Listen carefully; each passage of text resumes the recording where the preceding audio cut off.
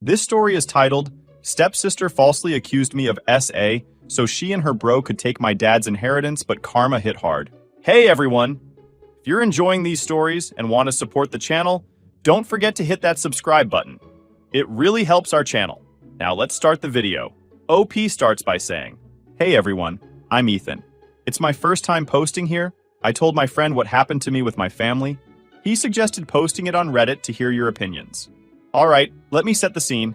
My 33 male dad married Sam and Katie's mom, Linda. She was 39 back then, and I was 12. Linda had been widowed for a few years, and she came into the marriage with 2 kids of her own.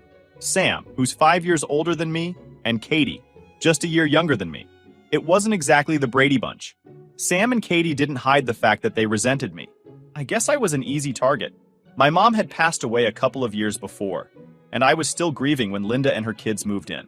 Sam was always the alpha, taking every opportunity to boss me around or make me feel like I didn't belong. Katie was quieter, but her jabs were just as sharp. You're not really family, she once said when Dad wasn't around. Stuff like that stung, but I tried to brush it off. Over the years, we kind of settled into this Cold War dynamic. We tolerated each other for Dad's sake, but it was clear we were more rivals than siblings. When Linda passed away a few years ago, she was 54. I thought maybe things would change. I mean, we were all adults now, right? Wrong. If anything, the tension got worse. Fast forward to the present. Dad's getting older, and he's been open about wanting to finalize his will. He's always been upfront about his plans, splitting things fairly between the 3 of us. His logic was simple.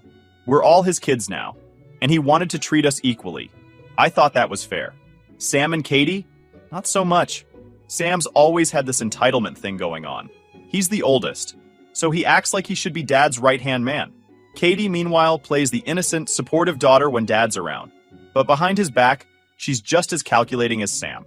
I knew they weren't thrilled about the will, but I didn't realize how far they'd go to tip the scales in their favor. Which brings us to that fateful family dinner. It was supposed to be a nice evening. Just the 4 of us, catching up and enjoying Dad's famous lasagna. We'd barely gotten through the first round of small talk when Katie suddenly pipes up. I've been holding something in for years, she says, her voice shaky. The room goes silent. Dad looks up from his plate, frowning. What do you mean, Katie? She takes a deep breath, her eyes darting between Dad and Sam. I didn't want to bring this up, but I can't stay silent anymore. When we were kids, he hurt me. I blinked, my fork froze in midair. Was she talking about me? Dad's face turned pale. Who hurt you? Katie looked down, her hands trembling as she toyed with her napkin. Him, she whispered, barely glancing in my direction. It felt like the air had been sucked out of the room. My heart started racing. What the hell are you talking about? I asked. Katie flinched like I'd just yelled at her. Sam, ever the protective older brother, jumped in immediately. Don't you dare talk to her like that! He shouted, his eyes blazing. Dad held up a hand to silence me, his expression unreadable. Katie, he said softly, are you saying he did something to you? She nodded, tears brimming in her eyes. I didn't think I'd ever have to say it out loud. I thought I could just move on. But now that we're talking about the will, I realized I can't let him benefit after he molested me. And just like that, the room tilted on its axis. This is insane, I said, my voice shaking with anger. You're making this up. Katie burst into full-on sobs, and Sam put an arm around her shoulders. You see how defensive he's getting, Dad? That's guilt. That's what guilt looks like. No, this is what being falsely accused looks like. I shot back. This is ridiculous. Katie, you know that never happened. Dad looked torn, his eyes flicking between me and Katie. Sam, he said finally. What do you think? Sam sighed, playing the concerned older brother to perfection. I believe Katie. Why would she lie about something like this? It's not like she gains anything by speaking up. Oh, but she did. They both did. This wasn't about justice or closure. This was about something else. I thought it might be about the will. Katie and Sam had always resented me, and now they had the perfect excuse to cut me out completely. But I wasn't sure what's their motive, and where the hell did the molesting shit came from? Dad, you can't seriously be considering this, I said, desperate to get through to him. I don't know what to think, he admitted, his voice heavy with emotion. This is a lot to process. Katie sniffled, wiping her tears with her napkin. I didn't want to ruin dinner. I needed to say it. Sam nodded solemnly. We understand, Katie. You're so brave for speaking up. Brave? Are you kidding me? I looked around the table, feeling like I was in the Twilight Zone. This wasn't just an accusation. It was a calculated move, and I was their target. After Katie's meltdown at dinner, the whole family dynamic went straight into freefall. I'd wake up every morning feeling like I was walking into a courtroom where the jury was still deliberating, and the stakes were my entire future. The worst part? The prosecution was Katie and Sam, tag-teaming their way to Dad's heart and wallet. The next surprise came on a random Tuesday. I'd just gotten home from a long day, hoping to grab some leftovers and crash, when I noticed an envelope on the kitchen counter. It stood out immediately, too formal-looking for the usual bills or junk mail, and my name was written on it in Sam's annoyingly precise handwriting. I should have left it alone. Something about it screamed trouble. I tore it open, expecting another passive-aggressive note or some twisted ultimatum. What I found instead is a formal notice of intent to sue. I scanned the pages, my eyes catching words like emotional distress and intentional harm. It wasn't just vague, it was designed to ruin me without actually saying much. And then I saw the worst, the demand for damages. They wanted money, of course, but this wasn't just about cash. It was about dragging my name through the mud and making me look like a monster. I sat down at the table, the paper shaking in my hands. A million thoughts raced through my mind, most of them variations of, "Are you kidding me?" It was bad enough they'd turned Dad into their personal puppet, but now they were trying to destroy me completely. This wasn't just manipulation anymore. It was open war. Later that evening, I shoved the letter at Dad, desperate for him to see through their nonsense. "This," I said, pointing to the pages, "is what your precious Katie and Sam are up to now." He picked up the letter, squinting at the legal jargon, his face drawn and tired. When he finally set it down, his response made my stomach drop. "This is a family matter," he said quietly, like he was trying to convince himself as much as me. "We shouldn't let it get this far. They're the ones taking it this far, Dad." My voice cracked as I slammed my hand on the table. "And you're just standing there, letting them destroy me."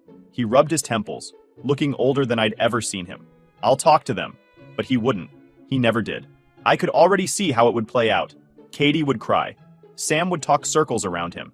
And Dad would do what he always did. Nothing. I was on my own, and I knew it. The worst part wasn't the lawsuit itself, though that was bad enough. It was knowing that even if I somehow managed to win, I'd still lose in the court of public opinion. At least the opinion of my family. Katie and Sam had already painted me as the villain, and this was just their final brushstroke. But if they thought this would break me, they were wrong. They might have fired the first shot, but they'd just given me a reason to fight back. The next morning, I was in a lawyer's office. A dingy little place downtown that smelled like old paper and desperation. My lawyer, Angela, was sharp, no nonsense, and exactly the kind of person I needed. She flipped through the notice with a calm expression, her pen tapping against the edge of her desk.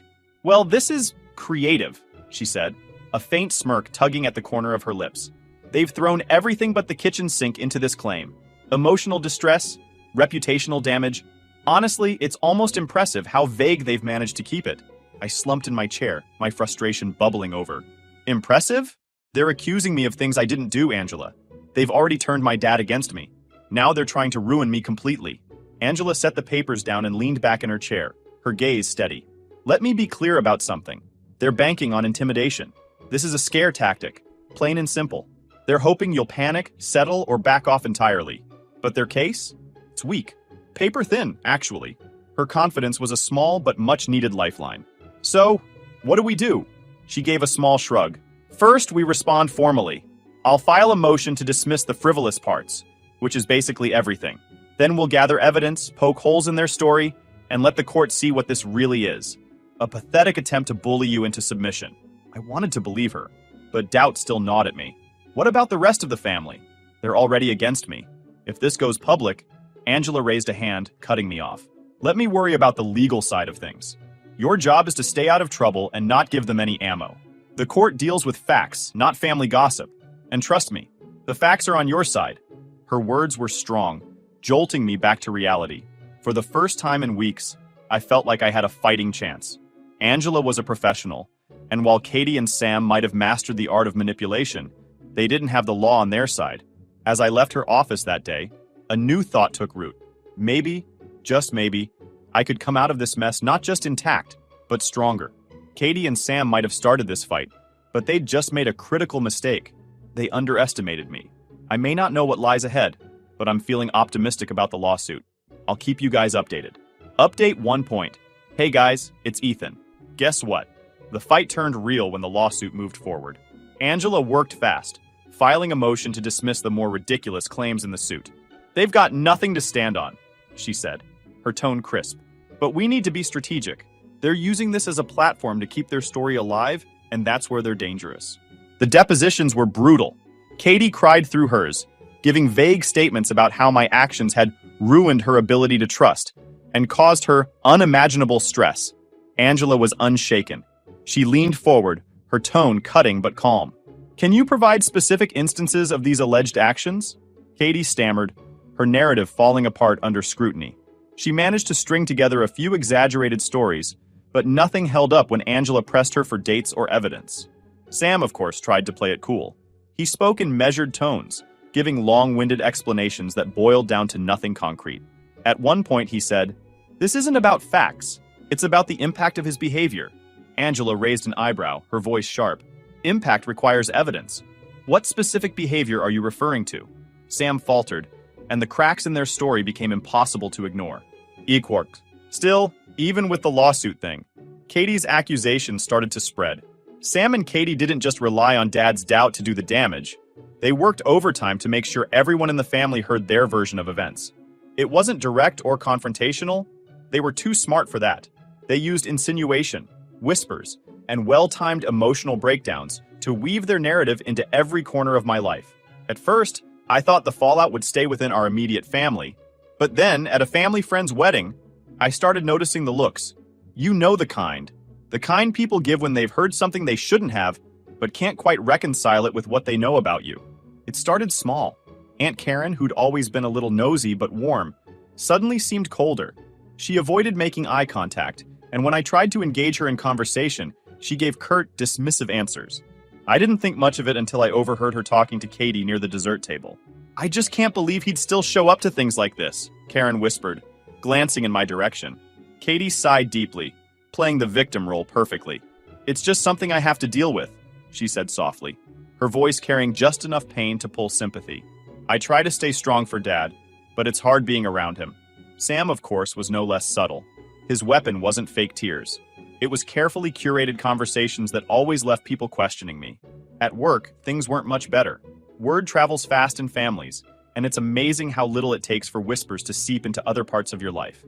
A co-worker I'd been friendly with for years suddenly started canceling our lunch plans, and I caught another one glancing at me warily during a meeting. It wasn't just the looks, though. My world started to shrink. Invitations to family dinners stopped coming. Friends who'd been constant suddenly seemed busy every time I reached out. Even strangers seemed to sense the tension, like it was radiating off me. The worst part? I couldn't do anything about it. How do you defend yourself against something as vague and insidious as an accusation that's never fully stated? Sam and Katie had orchestrated this perfectly, staying just on the edge of outright defamation, but doing enough damage to make me question my place in the world. One afternoon, I ran into an old friend from high school at a coffee shop. Mike had always been straightforward. No nonsense, no beating around the bush. He greeted me with a warm smile, but as we talked, his tone shifted. "So," he said carefully, "everything okay with your family?" I paused, my coffee halfway to my mouth. "Why do you ask?" He scratched the back of his head. "Just, I heard something. From your cousin's sister-in-law, I think? I don't know, man. It sounded heavy. Even here, in this random interaction, the shadow of Sam and Katie's whispers was following me. "What did you hear?" I asked, my voice low. Mike hesitated, then shrugged. "Something about you and Katie not getting along? Look, I don't want to spread gossip. I figured if it was important, you'd tell me." "It's not true," I said firmly, my voice steady despite the storm raging inside me. "Whatever you've heard, it's not true." Mike nodded, but I could tell he wasn't entirely convinced. And that killed me. I was losing ground, and fast. Sam's influence wasn't just about turning Dad against me anymore. It was about isolating me completely. Every interaction felt like a test. Every glance like a judgment. And the worst part was, I knew Sam and Katie were just getting started. They weren't satisfied with planting doubt in Dad's mind. They wanted everyone, family, friends, co-workers, to see me as the villain in their story. And if I didn't find a way to fight back, they'd succeed. I realized that if I stayed passive, Their version of the story would be the only one people ever heard. And I wasn't about to let them take everything from me without a fight. After months of back and forth, the judge finally dismissed most of their claims as unsubstantiated and without merit. Katie and Sam's case was reduced to a single minor claim, which Angela settled out of court for a symbolic dollar amount. "It's a win," she said with a triumphant grin. "They didn't want a trial because they knew they'd lose everything. So this is where I am right now. I actually still feel miserable and do not think they will let me on my own. If anything happens, I'll post an update here. Update 2: Hey, it's Ethan. Hear what happened." So Sam's manipulations did not stop. He started taking active moves to take control of Dad's legacy. It became clear during a family dinner, one of the few times everyone was under the same roof. As usual, Katie sat at the edge of the table, silent but visibly distressed. Dad looked distracted, and Sam took full advantage. As plates were being cleared, Sam leaned back in his chair, his voice calm but loud enough for everyone to hear. "Dad's been going through some estate planning," he said, glancing at Katie. "It's been hard, but we're making progress." The room went quiet. Dad shifted uncomfortably in his seat, looking anywhere but at me. "It's nothing major," he said quickly. "Just making sure things are in order." Sam gave a patronizing nod. "Right. Nothing major. Just a few adjustments to make sure everyone is protected." "Protected from what?" I asked, my tone sharper than I intended. Sam turned to me with an expression of mock concern. "It's not about you," he said smoothly. "It's about Katie. She's been through enough, don't you think?" The unspoken accusation hung in the air. My fists clenched under the table, but I forced myself to stay calm. "Katie doesn't need protection from me," I said, looking directly at Dad. "And you know that." Dad opened his mouth to respond, but Sam cut him off. "This isn't about pointing fingers," he said, his voice dripping with false sincerity. "It's about fairness, making sure everyone gets what they need." Fairness? Or control? I was losing it. Sam's expression hardened for a split second before he turned back to Dad. "See what I mean? This kind of tension isn't good for anyone. That's why it's so important to handle this now." After that dinner, I couldn't sit idly by anymore. I started paying closer attention to Sam's moves, and the pattern became clear. He wasn't just advising Dad, he was inserting himself into every decision. He scheduled meetings with Dad's attorney under the guise of helping out. He brought over spreadsheets and folders, presenting them as tools for simplifying the estate, but clearly designed to benefit himself and Katie. One day, I stopped by Dad's house unannounced. Sam was there as usual, sitting at the dining table with a laptop and a stack of papers. Dad sat across from him, looking exhausted. "What's going on here?" I asked, stepping into the room. Sam didn't even look up. "Just helping Dad organize a few things," he said casually. "You know, estate stuff." Dad gave me a strained smile. "Sam's been a big help lately. I'm not as sharp with all this paperwork as I used to be." I walked over, glancing at the documents on the table. "Have you run any of this by your attorney?" Dad hesitated, and Sam jumped in. "We're just brainstorming right now," he said smoothly. "No need to involve lawyers yet." "That's exactly when you should involve a lawyer," I said, my voice firm. "Dad, you don't need Sam to manage this for you. If you want help, hire a professional." Sam laughed lightly, finally looking up at me. "Always so suspicious." "I'm just looking out for Dad. You should try it sometime." "Looking out for him or yourself?" I shot back. Dad raised a hand, his tone weary. "That's enough. Both of you." The tension at home was one thing, but it wasn't contained. Sam was expanding his influence, using the accusation to turn the family against me and strengthen his position as Dad's trusted advisor. The worst moment came when Dad called me over one evening. I thought it was just to catch up, but as soon as I walked into his study, I saw the familiar stack of papers on his desk. "I've been thinking," he began, his voice hesitant, "about how to make sure everything's fair." "Fair," I repeated, the word tasting bitter. "What does that mean?" Dad rubbed his temples. "Katie's been struggling. Sam thinks it might be better to shift things around a bit, to make sure she's taken care of." I stared at him, my chest tightening. "Dad, you've always said you wanted things to be equal. Why change that now?" He avoided my gaze. "It's not about equality, son. It's about need." "Need?" I said, my voice rising. "Or manipulation, because that's what this is. Sam and Katie are using you." Dad's face darkened. "That's enough." I took a deep breath, trying to steady myself. "I'm not trying to attack you, Dad. I just want you to see what's happening." He shook his head, his tone final. "I've made my decision." That night, I realized I couldn't rely on Dad to see through Sam's schemes on his own. Sam was too good at playing the dutiful son while subtly painting me as the antagonist. If I was going to stop him, I needed to find proof, something concrete to expose his true motives. I wasn't going to let him take everything without a fight. The turning point came when I found undeniable inconsistencies in Katie's timeline. It started with an old family calendar I stumbled upon in Dad's attic. Each summer, our activities were meticulously logged: trips, camps, weekends at the lake house.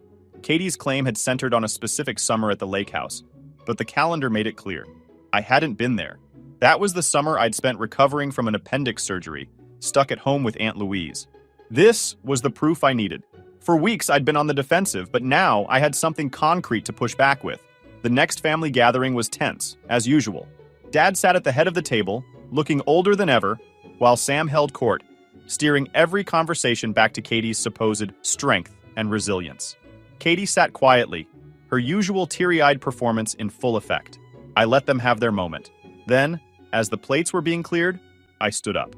"There's something we need to address," I said, my voice steady, but loud enough to command the room's attention. All eyes turned to me. Sam leaned back in his chair, a smug smile on his face.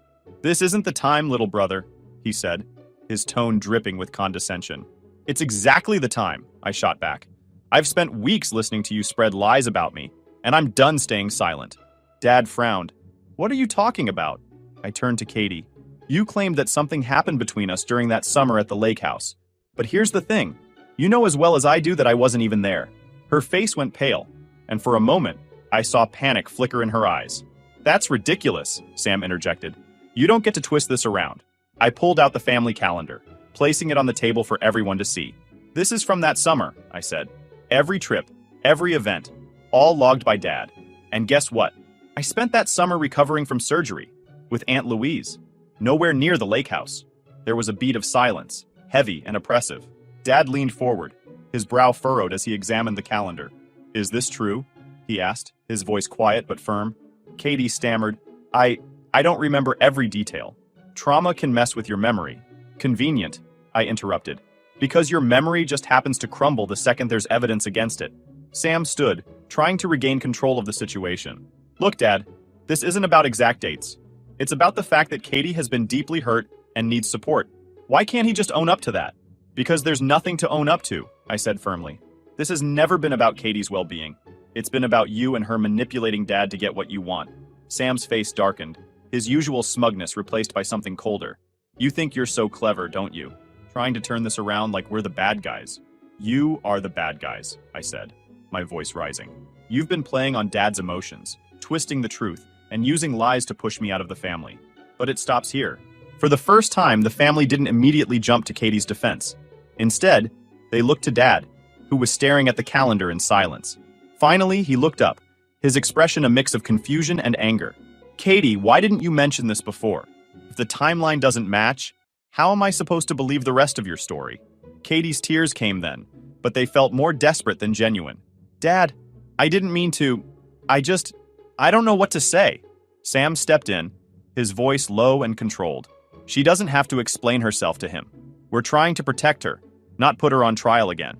"No one's on trial," Dad said, his tone sharper than I'd heard in months.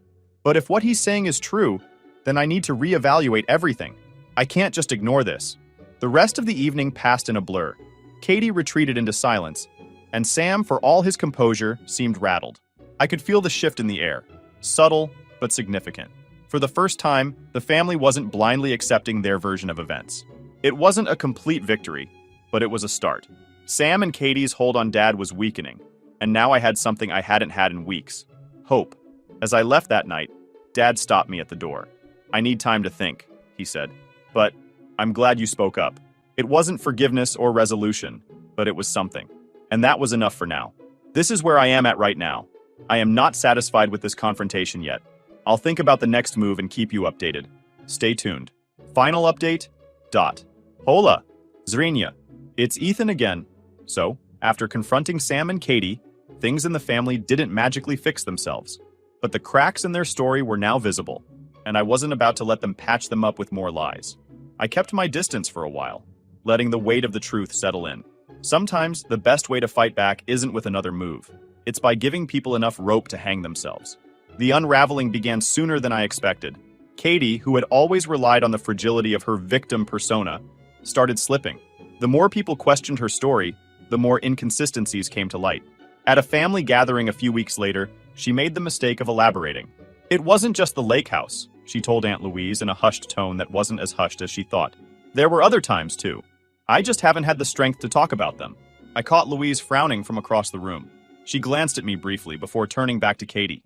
But you told me it happened at the lake house. That was the one place you were certain about, Katie stammered, trying to backtrack. It's hard to keep it all straight. It was a long time ago. My cousin's frown deepened, and she didn't press further. But the damage was done. I knew Louise well enough to know she'd be connecting the dots, and seeing how little sense Katie's claims made. Sam, meanwhile, was too arrogant to realize his control was slipping. He continued to act like the family's savior, pushing harder for changes to Dad's will. But his overreach was starting to work against him. I learned from Dad's attorney, a no-nonsense woman named Ms. Taylor, that Sam had been calling her incessantly. He's relentless, she told me over the phone. Keep asking about options to adjust the distribution. Did he ask you to exclude me entirely? I asked, already knowing the answer. There was a pause. Let's just say he's been persuasive about reallocating assets to better support Katie. Of course he has, I muttered. Thanks for letting me know. Ms. Taylor's tone sharpened. For what it's worth, I've worked with your father for years. He's a fair man. I think he's starting to see through their intentions. It was a small reassurance, but enough to push me forward. The real turning point came when Katie and Sam's greed finally outpaced their planning. Sam, emboldened by what he thought was his dominance, pushed Dad to sign a new version of the will. What he didn't realize was that Dad had grown suspicious since the calendar incident. Instead of signing blindly, Dad asked to meet with Ms. Taylor first. At that meeting, Sam showed his hand. He brought Katie along, both of them insisting that the changes were urgent. Katie cried, of course, and Sam spun his usual tale about protecting the family. But Ms. Taylor, sharp as ever, asked one simple question. Why the urgency? Has there been a change in circumstances? Sam faltered, caught off guard. Well, Katie's been struggling, and we want to make sure she's taken care of before things get complicated. Complicated how? Ms. Taylor pressed. Katie started crying harder, but it wasn't enough to distract from the fact that Sam didn't have a real answer. Dad, sitting silently through the exchange, finally spoke. I don't think we need to make any changes right now, he said, his tone calm but firm. I'd like to take some time to review everything. Sam's face hardened, but he couldn't argue without looking suspicious. Katie shot him a panicked look, but he just nodded tightly. They left the meeting empty-handed. When Dad told me about the meeting later, I could see the shift in his demeanor. He wasn't fully on my side yet, but he was starting to question everything. I don't like feeling rushed, he admitted. And Ms. Taylor's right. There's no reason to make hasty decisions. Good, I said, because hasty decisions are exactly what they want. In the weeks that followed, Sam and Katie's desperation became more apparent. They started pushing harder, but their tactics were unraveling. Family members who had once avoided me were now asking questions.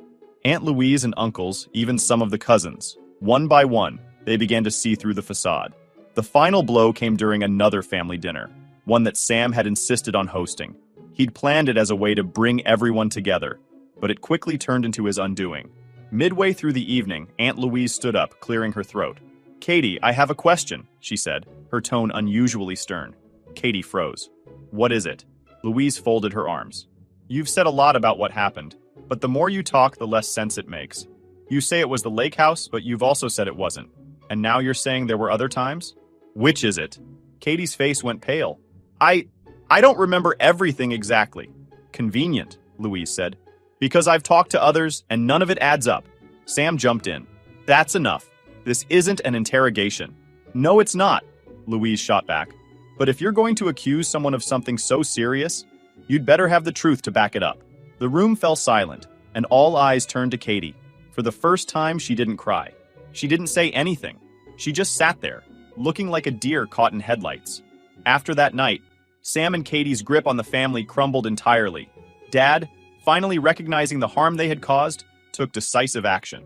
Without a word to them, he discreetly removed both Sam and Katie from the will, undoing the manipulative changes Sam had snuck in. He didn't need to confront them. His silent resolve made his stance crystal clear. As for me, I didn't lift a finger. I didn't need to. Their desperation, lies, and greed did all the work for me. They isolated themselves, leaving behind nothing but the chaos they created. Karma handled the rest. In the end, I walked away with my integrity intact, and my family finally beginning to rebuild trust in me. The inheritance? That was irrelevant. What mattered was that the truth was out, and Sam and Katie had no one to blame but themselves.